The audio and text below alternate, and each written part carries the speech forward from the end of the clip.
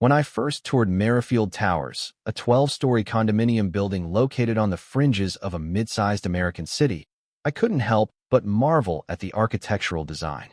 Built with crisp lines and large windows, it promised a balance of urban convenience and neighborly charm. The lobby was a sleek space of polished floors and warm lighting, staffed by a friendly doorman who greeted everyone by name. Each floor had wide corridors leading to well-kept units. From the top floors, you could catch glimpses of the city skyline and, on clear days, the distant hills. Yet, amid this pleasant environment lay a largely overlooked gem, the roof. While some condo buildings boasted rooftop decks or gardens, Merrifield Towers had never utilized its expansive roof for anything. The door accessing the roof had a simple sign reading "Maintenance Area, No Unauthorized Entry." Occasionally, contractors went up to service AC units or handle minor repairs. Otherwise, it remained an empty, gray expanse of concrete and gravel. Standing outside on the sidewalk, glancing up, I often wondered, couldn't that rooftop be turned into something special? At the time, I was just a prospective buyer, exploring my options. The building's polished interior and rumored sense of community reeled me in. I ended up purchasing a unit on the 7th floor, a space that fit my budget and offered a partial city view. Over the next few months, I settled in, making friends with neighbors on my floor. I joined the building's official social media group and occasionally attended the monthly Homeowners Association, HOA, meetings to stay informed. That's where I heard mention of Karen Arnett.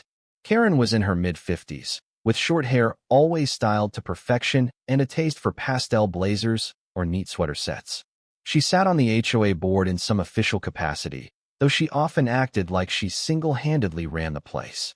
Stories circulated of her penchant for quoting bylaw sections to justify controlling neighbors' personal choices, like where to put door wreaths or whether they could keep a doormat by their unit. The building, on the whole, was relaxed, but Karen's presence hung overhead like an ominous cloud, especially if you tried anything unconventional.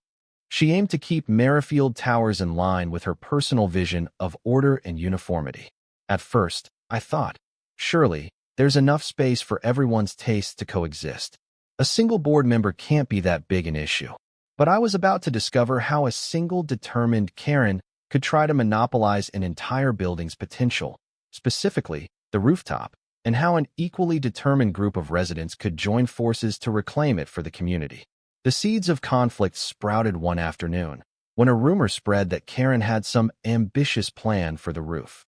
That rumor soon proved all too real, catapulting us into a battle of ownership, vision, and fairness. I'd been living at Merrifield Towers for about 6 months when a neatly folded letter appeared in our mailboxes. The envelope bore the HOA letterhead, but the signature at the bottom read, Karen Arnett, Facilities Initiative Liaison. My curiosity piqued. I opened it to find a brief statement. Dear residents, I am pleased to announce a new rooftop utilization plan for Merrifield Towers. I have personally taken the initiative to propose cultivating a private vegetable garden on a section of the roof. As the building's highest point, it boasts excellent sunlight and minimal foot traffic. Initially, I will be the primary caretaker of this garden to ensure a consistent aesthetic and proper management. Any resident wishing to place their own pots in the designated space must request approval and pay a small usage fee for maintenance. This system will keep the area organized and offset costs for irrigation. The remainder of the roof will remain restricted for safety reasons. I appreciate your understanding as we strive to beautify our unused rooftop. More details will follow at the next HOA meeting. Sincerely, Karen Arnett. I stared at the letter, eyebrows lifting. A private vegetable garden? On the building's shared roof? With a usage fee for anyone else who wants to put a pot there? The gall of it stunned me. Most residents, including me, had never even seen the roof up close. Some didn't know how to access it. And now Karen was basically announcing she'd be the exclusive occupant, only allowing limited usage under her control. Might as well plant a big sign reading Karen's rooftop. Keep out, I muttered. Later that day, building chat groups lit up with talk. Many found Karen's move presumptuous, if not outright arrogant. A few residents liked the idea of greening the roof, but balked at the notion that it would be effectively Karen's personal domain. Some questioned the cost of irrigation or the safety of letting one person roam around the roof. Others pointed out that if the roof could safely hold a garden, maybe it could host something more communal. A neighbor named Sophie wrote, "We're short on lounge areas. Why not convert the roof into a shared deck with seating or a small garden for everyone?" But the letter implied Karen's plan was already in motion, pending details at the next HOA meeting. That evening, I shared the letter with my friend and neighbor, Marcus, who'd lived in Merrifield for years. He sighed, "Karen's unstoppable. She probably sweet-talked the board, claiming she'd pay for her own garden. But you watch, she'll find ways to have the HOA cover costs. Then she'll charge folks for any space on the roof." Another power grab. He told me about prior episodes where Karen had commandeered building resources. I bristled. The roof was a huge and used space. Instead of letting one resident hog it for personal gain, couldn't we do something beneficial to the entire building? Thus the seed of an idea formed in my mind. A communal leisure space on the roof. Perhaps a sundeck or lounge chairs, potted plants, or maybe some raised garden beds that everyone could enjoy. If we collectively funded the project, it might become a pleasant outdoor retreat with a skyline view. I pictured neighbors chatting, hosting small get-togethers or stargazing nights. Something so much better than a single locked patch of vegetable rows belonging exclusively to Karen. The question was how to champion that vision amid her strong influence. I resolved to try, quietly at first, but determinedly. Before launching any formal plan, I wanted to see the rooftop for myself. So I approached our building manager, Carla, not to be confused with Carla from previous stories, different person, or let's rename them to Felicia for clarity, who oversaw day-to-day operations. I asked if it was permissible to check the roof. She hesitated. "Normally, we keep it locked for liability reasons. You'd need an HOA board member's approval. They don't want random foot traffic. But if you're serious about a project, I guess we can schedule a quick supervised visit." A few days later, Felicia accompanied me up the short flight of steps beyond the top floor. The metal door squeaked open to reveal a wide, flat expanse covered in gravel and tar, dotted with a few AC vents. Steel railings lined the edges, presumably required by local building codes. The city skyline spread out to the west, with the morning sun shining from the east. A gentle breeze rustled across the rooftop. Even in its raw state, it had a certain allure. With minimal effort, some deck flooring or pavers, a few benches, maybe safety improvements, this space could become a lovely vantage for residents to enjoy fresh air above the bustle of the street.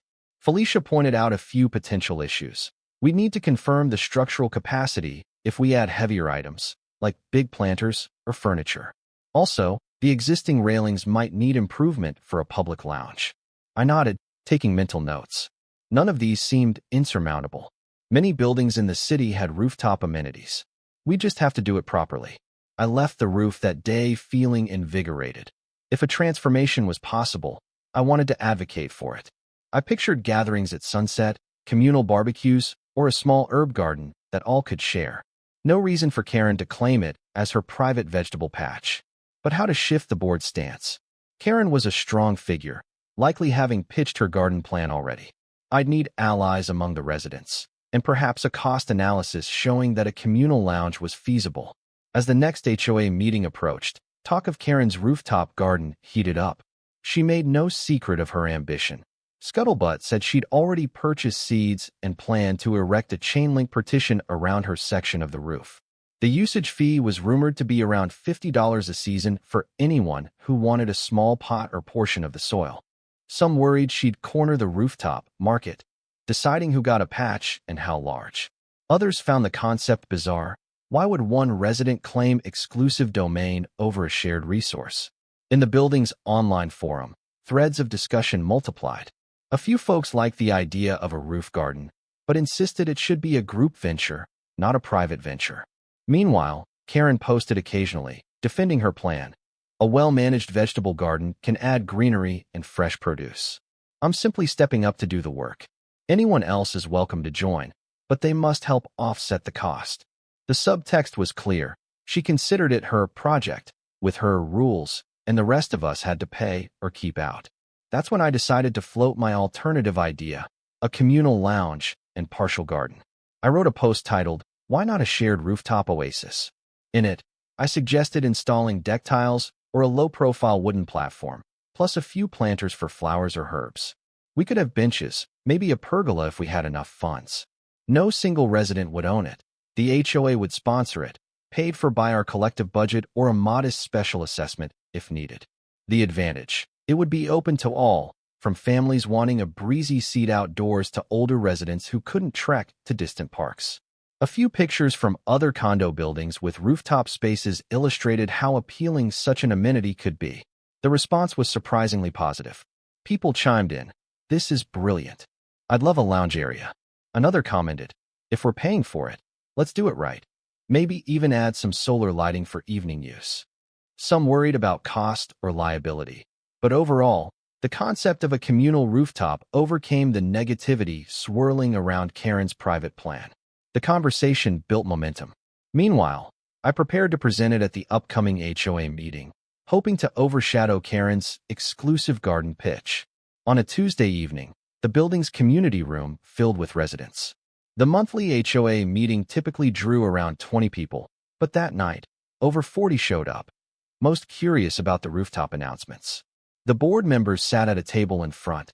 Timothy, the mild president, Caroline, the secretary, a few others, and of course, Karen, who arranged her papers in neat piles. After some initial housekeeping items, Timothy introduced the rooftop initiative as the main agenda.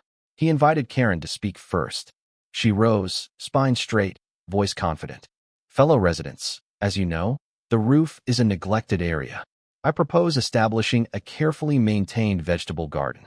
I've already researched the structural load for raised beds. The cost would be minimal if I handle the day-to-day. Anyone else who wants to place pots can do so for a small maintenance fee. This ensures we can water the plants effectively and keep the area neat. Let's not let the roof go to waste." She held up a diagram showing a large portion labeled Karen's plots, with smaller sections for potential renters. She mentioned building a low fence or barrier for safety and to mark boundaries. A few people in the audience exchanged skeptical looks. The notion that she was unilaterally dividing the rooftop seemed bold. When Karen finished, Timothy nodded. "Thank you, Ms. Arnett. Now, I believe my name has an alternative proposal." I stood, nerves fluttering, but determined. "Yes, I suggest we consider a communal lounge or leisure space, with partial gardening if desired. Instead of letting one resident control the rooftop, let's develop it for everyone. We could add deck flooring, seating, and potentially a shared herb or flower bed. We'd fund it through the HOA, so no single resident monopolizes usage." I clicked through a short slideshow on the projector. I had borrowed it from the building office. The slides showed concept images of rooftop decks from other condos in the city, simple benches, planters, sometimes a small shade structure. The crowd murmured with interest. "We have the square footage," I continued. "It might require structural checks, but the benefits are many. A place to relax, host small gatherings, enjoy fresh air. This building lacks much outdoor communal space, so this solves that gap." A wave of supportive nods rippled. Another resident chimed in, "I love the idea. We rarely use our community room these days. An outdoor option would be so refreshing." Another said, "I'd happily volunteer to help maintain a shared garden bed. No fees needed, just a rotation of volunteers." Karen's lips thinned, her posture stiffening. She cut in, "But who will manage it day to day?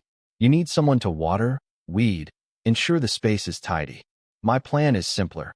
Just me overseeing a smaller, more controlled garden." I replied gently, "Plenty of folks could volunteer. We can form a small rooftop committee. This isn't rocket science. The building invests in landscaping for the ground level, so we can similarly handle roof plantings. The cost might be offset by an improvement budget or a small special assessment that benefits all." Carla, another board member, asked about safety concerns. I mentioned we might need to add or upgrade railings, possibly a locked door with a sign-out procedure if they worried about large gatherings. People seemed open to resolving those details. One older gentleman said he'd love a safe place to sit outside, as traveling to the park was sometimes inconvenient. The conversation soon polarized. Karen insisted her approach was the only feasible one, while a growing portion of the audience found the communal deck idea more inclusive. Timothy, sensing momentum, suggested they table both proposals and instruct a subcommittee to gather cost estimates. We'd have a final vote at the next meeting. Karen tried to push for an immediate vote on her exclusive plan, but Timothy refused, saying that wouldn't be fair. The meeting adjourned with no definitive decision, but the tide was clearly turning in favor of a shared rooftop space. Karen left, shoulders tense, clearly displeased by the challenge to her personal vision. Over the following weeks, I and a few enthusiastic neighbors formed an informal rooftop committee. We began researching details: the cost of deck pavers or wooden flooring, the required building codes for railing heights, possible insurance implications, and so on. We also looked at successful examples from other buildings. A downtown condo had installed a modest rooftop lounge with tables and pergolas, a project that cost a few $1,000s but significantly boosted resident satisfaction. Another building had a small area of raised beds for herbs and flowers, tended by volunteer residents. We compiled a mini rooftop vision document, complete with photos, budgets, and potential timelines. Meanwhile, Karen, furious at seeing her exclusive garden overshadowed, attempted to undermine our efforts.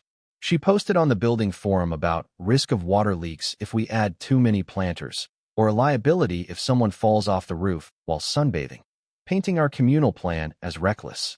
We responded by citing best practices from other complexes, plus potential ways to handle liability, like signage, waivers, or limited hours. Residents debated online, but the communal lounge supporters outnumbered Karen's backers. One day, I encountered Karen in the elevator. She gave me a frosty stare. "You're complicating everything. The rooftop can't handle the crowd you're envisioning. My garden plan was neat and simple. Now, we risk overextending ourselves." I kept my voice calm. Plenty of buildings do exactly what we're proposing. If you want a personal garden, you can still tend a portion. But it won't be exclusive, and we won't have usage fees. Her lips pursed. That's exactly the problem. No structure, no accountability. People will turn it into a junkyard. We parted ways in tense silence. She seemed convinced that giving open access to the roof spelled chaos. I believed it spelled community. Still, the crucial piece was the board's stance. If we could show them a practical plan, they might adopt it formally. And if we overcame Karen's protests, the rooftop would belong to everyone. The next board meeting, a month after the first showdown, was packed again. Our ad hoc rooftop committee had prepared a thorough presentation, 8 pages describing the proposed lounge, budget estimates, potential timelines. I arrived early to set up the projector. Karen sat stiffly at the board table, flipping through her own notes. Timothy announced that the rooftop proposals were top of the agenda. Karen went first again, repeating her pitch for a private vegetable garden with nominal fees for others' pots. She brandished a rough sketch of raised beds behind a short fence. Her eyes flicked around the room, perhaps noticing fewer nods than last time. Then Timothy called on me to share the shared rooftop proposal. I took a deep breath and walked everyone through the slides. The highlight was a rough mock-up of how the rooftop might look with safe perimeter railings, a partial wooden deck area, lounge chairs, some planters for ornamental flowers or herbs, and maybe small shade structures if budget allowed. The cost? We had a range of quotes from local contractors, some as low as $4,000 for a basic transformation, up to $10,000 for a more polished approach. Spreading that across the entire building's residents wouldn't be outrageous, especially if financed over a couple of years or taken from the improvement reserve. I emphasized the long-term value, how a communal rooftop could attract prospective buyers, raising property values. Some buildings with rooftop decks boasted about them in their listings. The crowd reacted positively, especially upon seeing photos from other complexes with successful rooftop lounges. One neighbor exclaimed, "This is exactly what we need, a place to gather outdoors without leaving the building." Another said, "I'd love to watch sunsets from there or host small coffee meetups." Karen tried to poke holes. "But who's responsible for daily cleanup? If it's open to all, we'll get litter or rowdy gatherings. We need strict oversight." I responded, "We can have a sign-up sheet for events and basic house rules, like no loud parties after 10 p.m., mandatory cleaning after use, etc. We already have rules for the community room, so it's the same principle."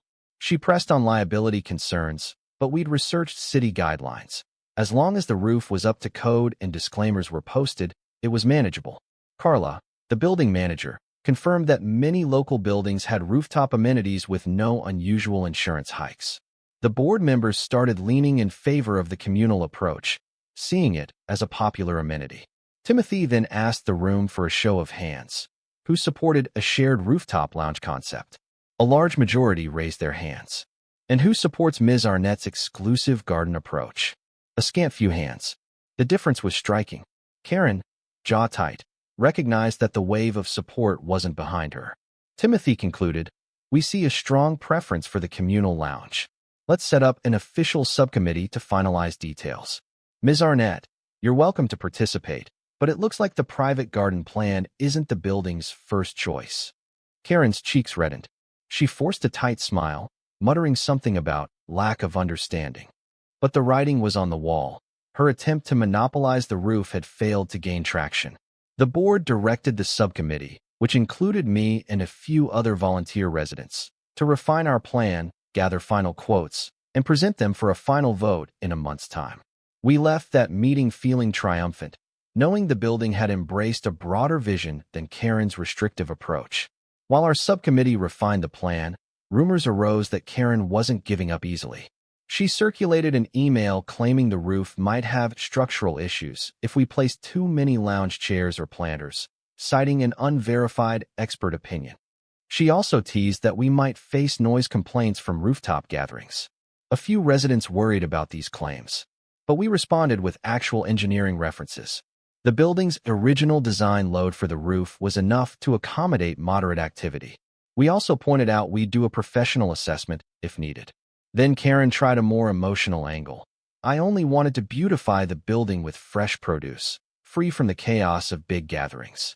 Now we risked turning the rooftop into a boisterous party deck. But an outpouring of neighbors reassured that we wanted a calm lounge, not a nightclub. The building's existing quiet hour rules would still apply. Others pointed out that if noise was a concern, we could set usage hours.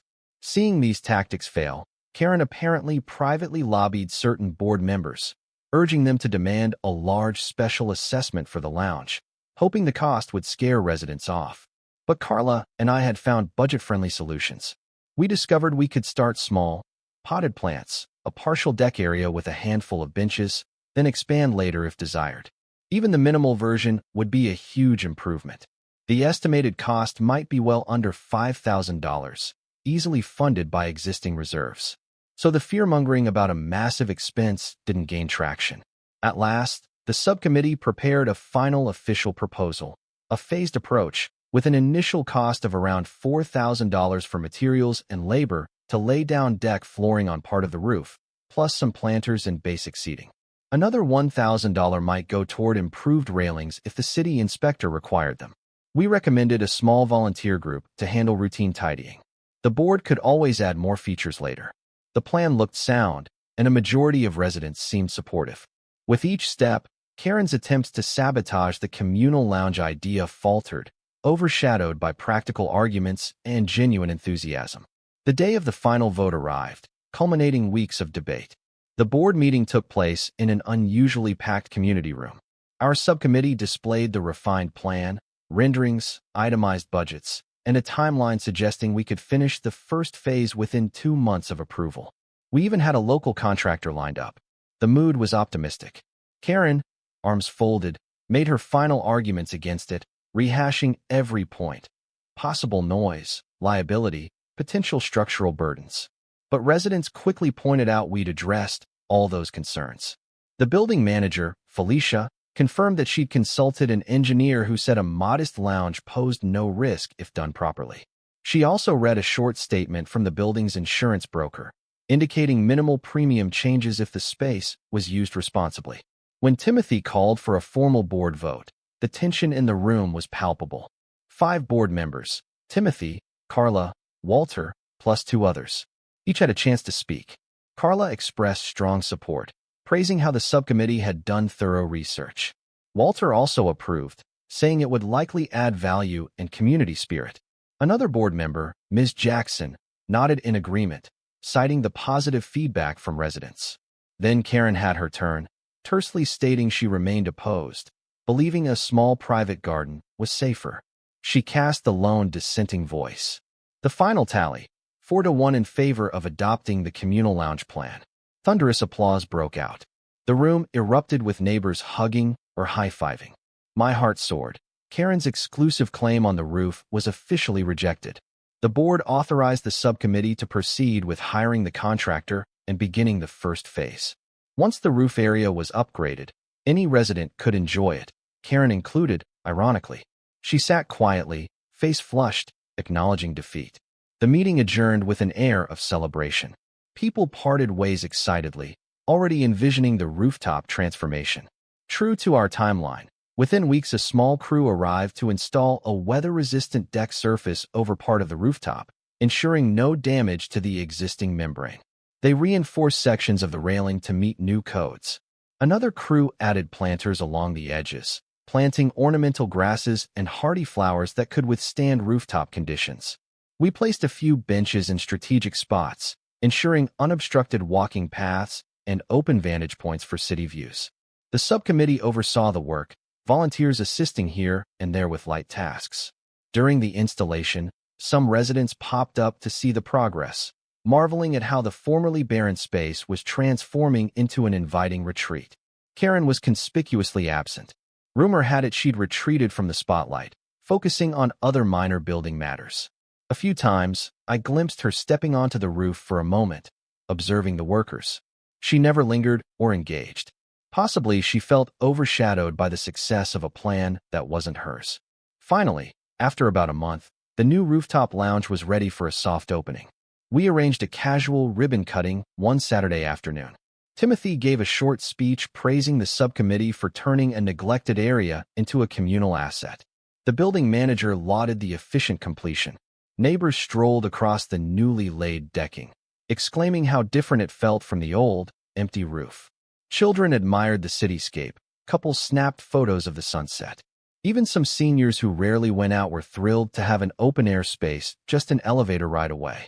In the corner, we set up a small cluster of potted herbs, basil, rosemary, mint, and a single box for vegetables if any residents wanted to cultivate them together.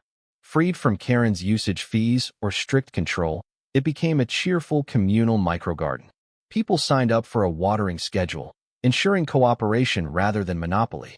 The entire vibe was relaxed, inclusive, exactly the opposite of Karen's proposed restricted garden. In the following days, the rooftop lounge became a popular destination.